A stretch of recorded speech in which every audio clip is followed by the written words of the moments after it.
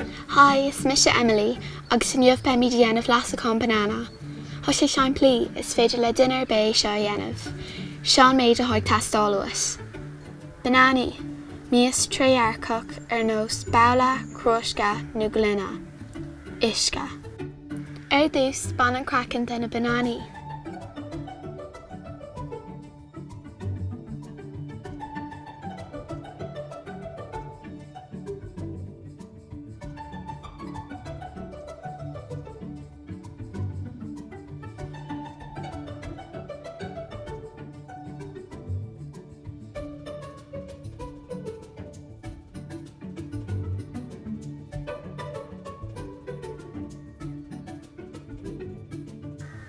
Cuir na crackanna sa bhíos le hisca.